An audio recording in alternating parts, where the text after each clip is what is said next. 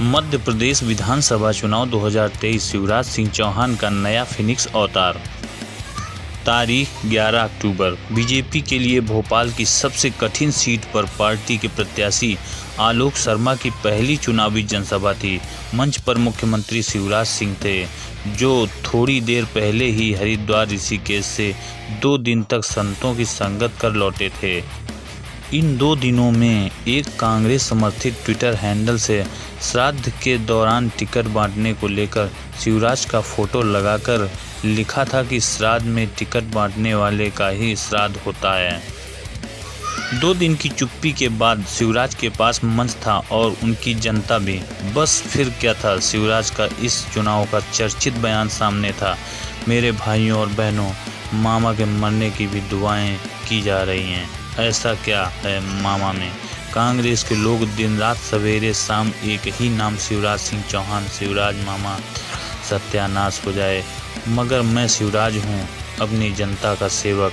यदि मर भी जाऊंगा तो राख के ढेर की तरह, फिनिक्स पक्षी की तरह फिर से पैदा हो जाऊंगा अपनी जनता की सेवा के लिए। बस फिर क्या था। इस इमोशनल डायलॉग के बाद सामने जनता की ओर से देर तक तालियां बजती रहीं। ये शिवराज हैं जिनको समझने के लिए गहरी दृष्टि और लंबा अनुभव चाहिए। जब वो जनता के सामने होते हैं तो ऐसा लगता है कि उनसे बेहतर संवाद करने वाला नेता प्रदेश में कोई नहीं है। मध्य प्रदेश में सबसे लंबे वक्त तक सबसे बड़े पद पर रहने के बाद भी उनका कार्यकाल और उनकी काम करने की चाहत कम होते नहीं दिख रही। वैसे जिस फिनिक्स पक्षी से उन्होंने अपनी तुलना की है वो कई भाषाओं की दंत कथाओं में पाया जाता है। इसे अमर पक्षी या माया पक्षी भी कहा जाता है। इसकी उम्र भी 500 से 1000 साल की अनुमानित होती है। जीवन के अंतिम दिनों में इसके घोंसले में आग लग जाती है और कहा जाता है कि फिर नए फिनिक्स पक्षी का जन्म होता है। ये चीनी, रोमन, यूनानी कथाओं का पात्र है, मगर शिवराज सिंह भी राख से जन्म लेने वाले नेता से कम नहीं हैं।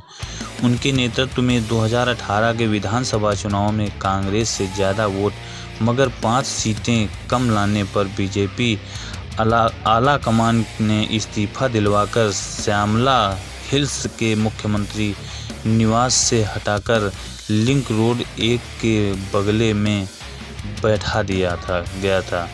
मगर 15 महीने बाद ही 20 से ज़्यादा विधायकों से पाला बदलवाकर फिर शिवराज को मुख्यमंत्री निवास में बैठने का मौका उसी बीजेपी ने दिया, जो पहले कार्यवाहक सरकार होने के बाद भी 5 विधायकों को लाने की मंजूरी शिवराज को नहीं दे रही थी। इसे आप क्या कहेंगे? फिनिक्स जैसा उदाहरण ये नहीं है क्या?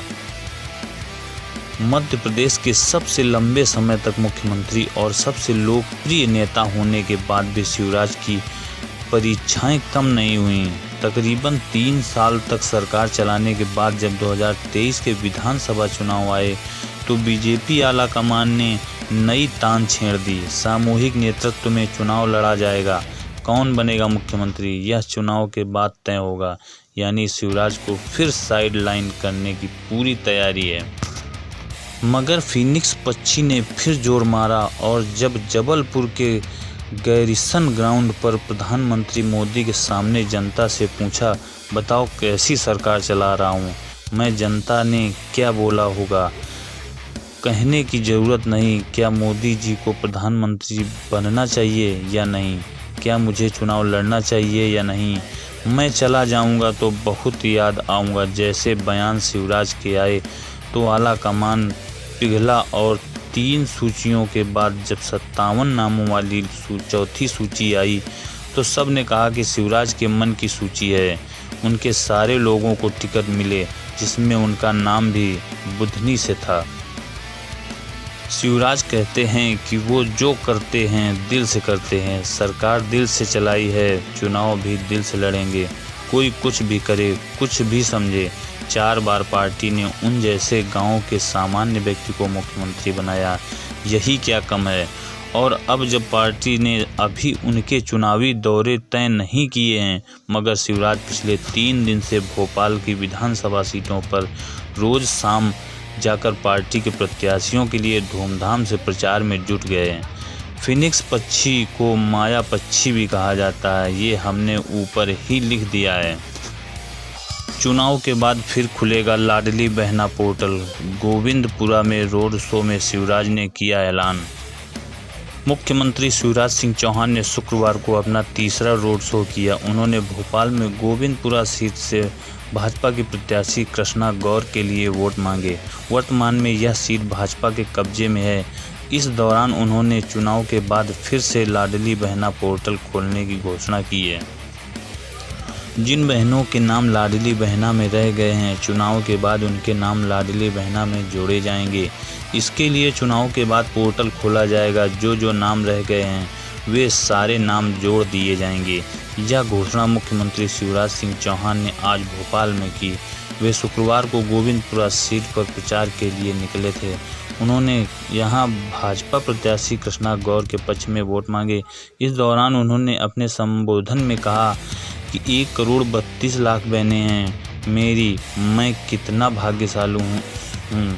इस क्षेत्र में ही मेरी 50,000 से अधिक लाडली बहनें हैं।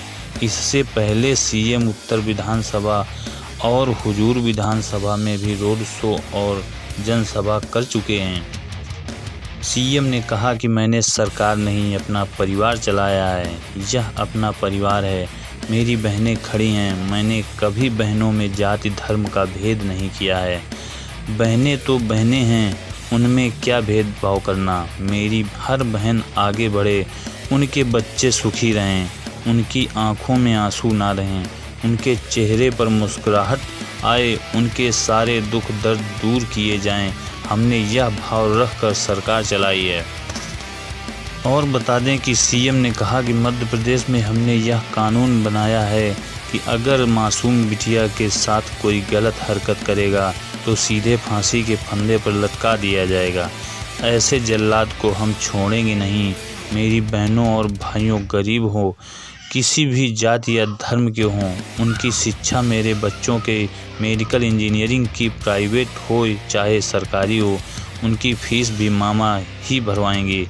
चिंता मत करना, बच्चों का भविष्य बर्बाद नहीं होने दूंगा।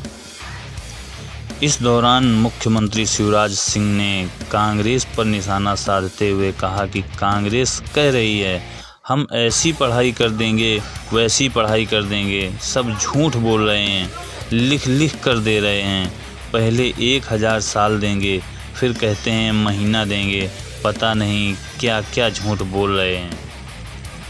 मुख्यमंत्री शिवराज सिंह चौहान ने शुक्रवार को अपना तीसरा रोड शो किया। उन्होंने भोपाल में गोविंदपुरा सीट से भाजपा की प्रत्याशी कृष्णा गौर के लिए वोट मांगे।